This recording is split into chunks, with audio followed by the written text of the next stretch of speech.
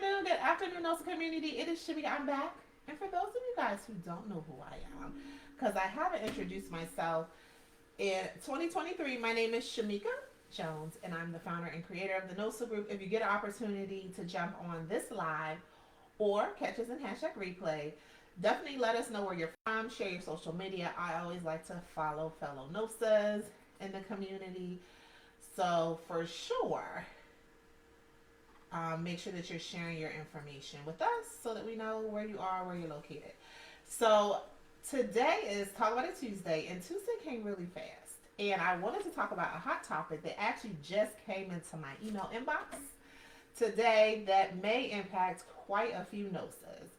So I'm sharing the article here in the comments so that you have a reference point. Um, because a reference is always a good resource. And today's hot topic state is actually about the state of New York. So I know we have quite a few NOSAs that are staffing in the New York area, as well as some people who are interested in it. So I thought this information would be quite useful. And one of the reasons I wanted to talk about it is because sometimes people forget, like when it starts, much like we saw last year this time when it came to staffing regulations. So when something starts in one state, there's a strong, high likelihood that it'll branch over to neighboring states or really across the country. So a little background, back in early 2022, probably first quarter, a lot of states were exploring the idea of incorporating additional mandates on healthcare staffing business. And for those of you who don't know, you can check out my other videos where I go a little bit more in depth. But healthcare staffing, the business of getting into healthcare staffing is very, very different and a little bit less regulated than home care. So, of course, I share that's one of the reasons that I decided to do it. But in some states, there are special licensing requirements. You may need to have commercial space. You may need to complete an application. So there are some additional nuances. But for the most part, the entry process, meaning registering with your state, getting your insurance, more or less, is consistent from state to state. There isn't any special licensing with the exception of a handful of states: Massachusetts, California, I think Nevada, Illinois, and probably a few others. So part of that conversation was that there were quite a few states that hadn't really explored additional regulation, but during the pandemic and all the things that happened with the pandemic, a lot more states were looking to do that. So that included a lot of states in the Midwest: Ohio, Pennsylvania, Iowa, Oregon. So they were proposing bills at the state level that would mandate in a way that would create more requirements. And that requirements, just as like a general thought process, was that you may have to do like a specific application. You may have to have your insurance in place prior to opening up the agency, or specific insurance amounts. They also require some sort of yearly or quarterly reporting on your staffing levels, your staffing bill rates, and different things that just weren't in place before. So I'll go more into that. If you're interested in knowing more about that or helping with that, there is a post under features that already shares information for you guys if you're interested in joining our work group, where we'll kind of peel through some of that. But I'm not going to jump too far into that, and we're going to really just focus on this particular one, which is around the state of New York latest bill. And I don't think it's that new based on my research. And I'm going to share one other thing that might be a good resource. But it was something that I think many people weren't paying attention to. And maybe now they are. So essentially what it is that the state of New York, I believe it was 2021, has mandated that employees will receive a certain amount of sick leave depending on the size of their employer. And this is coming from newyork.gov, the link that I listed. So it's saying employers with 100 or more employees must provide up to 56 hours of paid sick leave per calendar year. Employers with 5 to 99 employees must provide up to 40 hours of paid sick leave per calendar year. Employers with four or fewer employees and a net income of greater than $1 million, which I mentioned in one of my TikToks, is not hard to get to. The actual amount in the previous tax year are required to provide up to 40 hours of paid sick leave per calendar year. And then again, employers with 4 or fewer employees and a net income of less than $1 million in the previous tax year are required to provide up to 40 hours of unpaid sick leave. And the gist of that is, it doesn't matter. Somewhere in there, you meet one of the 4 qualifications. Most of us do, and you will be required to provide sick leave. So one of the questions, or the question that kind of came into me, was like, how do you do that? Like, how do you account for that? And it can be a little bit tricky, staffing, more or less, depending on the client. In the truest sense, is it something that typically offers like a complete package, especially when you're a smaller staffing firm? But for those in New York, that will no longer be an option.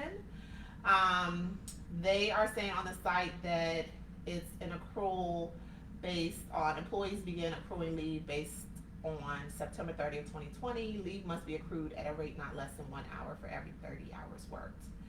And then, of course, they have another alternative. I linked this post in this live so that those who are in New York can reference it. It seems pretty, you know, easy to follow. They talk about eligibility, permitted use, existing policies. So this would definitely be something that you would have to include in your policies and procedures. It touches on a little bit about retaliation, record keeping, which is probably going to be a big to do. And it says employers must keep payroll records for 6 years, which must include the amount of sick leave accrued and used for each employee on a weekly basis. Upon request of an employee, employers are required to provide within 3 business days a summary of the amount of sick leave accrued. So, that definitely creates another task, I'll say, for us to do as NOSAs. And then, of course, they have a FAQ and fact sheet.